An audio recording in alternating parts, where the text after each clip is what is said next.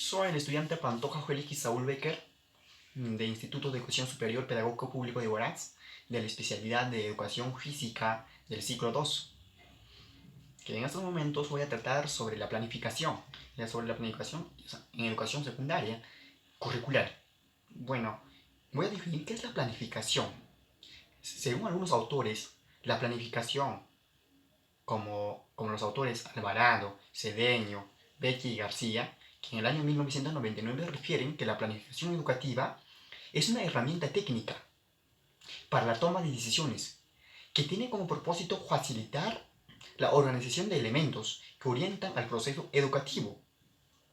Para estos autores, es decir, implica asumir posiciones, tomar decisiones y prever con anticipación lo que se realizará, y proyectando los objetivos y recursos, de modo que se logren los fines y propósitos con mayor eficacia y coherencia.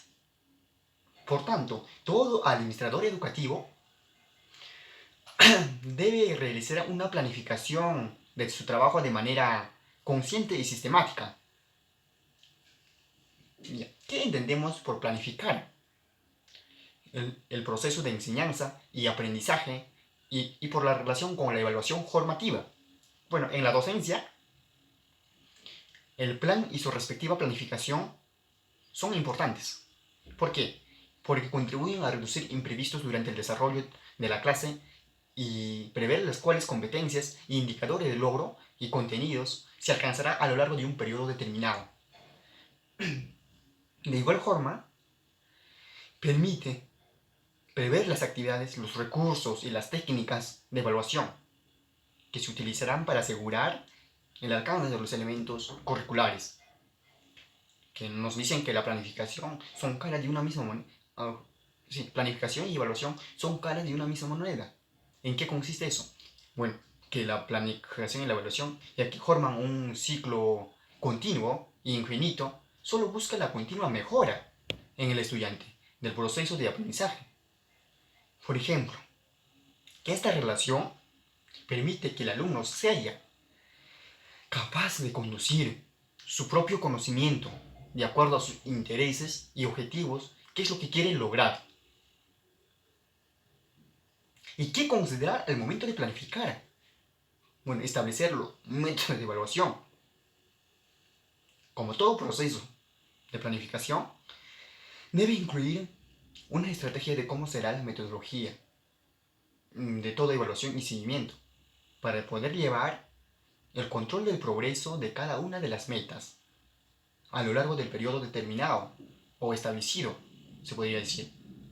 Que las competencias y las capacidades y estándares de aprendizaje son las competencias que se define como la facultad que tiene una persona de combinar con su conjunto de capacidades a fin de lograr un propósito específico de una situación determinada, actuando de manera pertinente y con sentido ético. ¿Y qué tipo de planificación hay? Hay planificación anual y hay planificación didáctica. La planificación anual consiste durante un año. Por ejemplo, que al docente permite organizar secuencialmente los propósitos de aprendizaje, competencias, enfoques transversales durante un año escolar. Y esto implica un proceso de reflexión, análisis de las necesidades de aprendizaje de los estudiantes. Disculpa. Y la planificación didáctica es organizar secuencial. Cronológicamente las sesiones son actividades de aprendizaje. La planeación didáctica es el plan de trabajo que contempla los elementos que intervendrán en las estrategias de aprendizaje, organizándolas de manera que faciliten el desarrollo de sus capacidades metacognitivas, adquisición de competencias y modificación de actitudes en el tiempo disponible durante el curso. Estos son los dos tipos de planificación didáctica y la planificación anual. ¿Y cómo planificar? Bueno, yo considero diagnosticar. O sea, diagnosticar consiste que el docente primero tiene que diagnosticar al estudiante. Por ejemplo, definir sus características, necesidades del grupo donde se está trabajando, ver las necesidades y sus características del estudiante. A base de ello, planificar. Identificar. También, identificar, decir cuáles son las necesidades educativas que desean cubrir los objetivos educativos, qué actividades son las más adecuadas para hacerlo en el estudiante.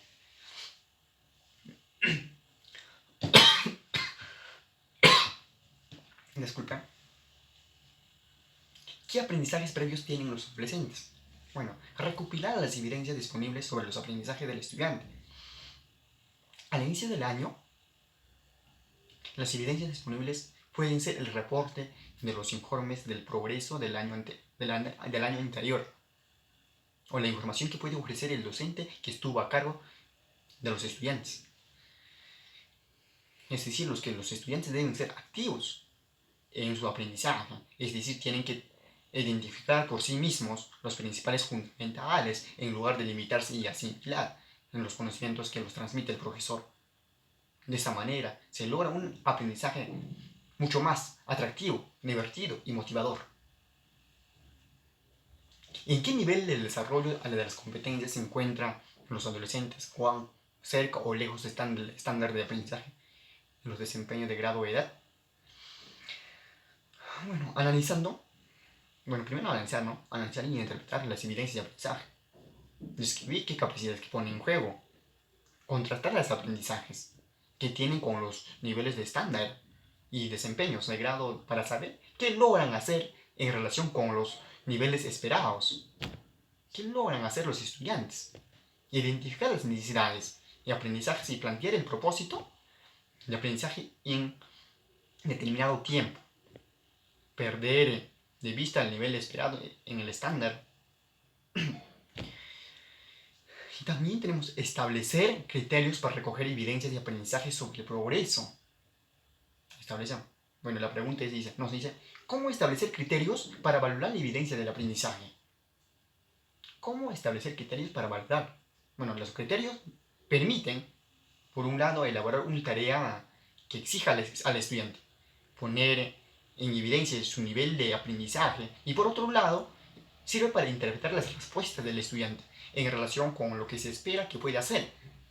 Para determinar los criterios, con valoración se toma como una referente los estándares de aprendizaje, competencias de grado o edad. ¿Por qué?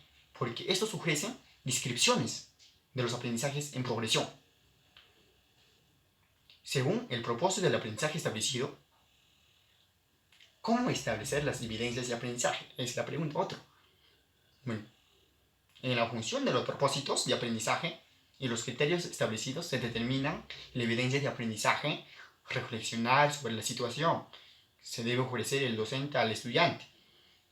Nos dice bien claro que el docente debe ofrecer al estudiante que las evidencias de aprendizaje pueden concebirse como el resultado que los estudiantes muestran en términos de aprendizaje, luego del desarrollo de una propuesta didáctica planificada en la unidad, proyecto o sesión de aprendizaje.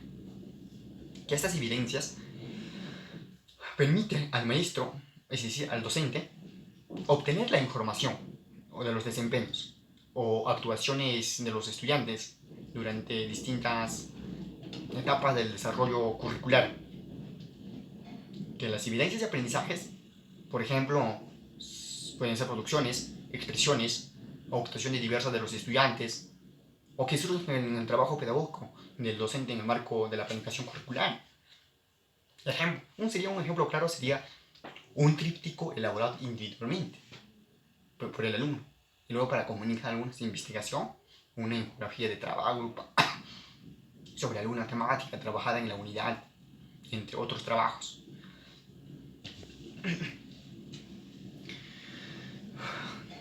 También nos dice diseñar organizaciones y estrategias y condiciones pertinentes al propósito de aprendizaje.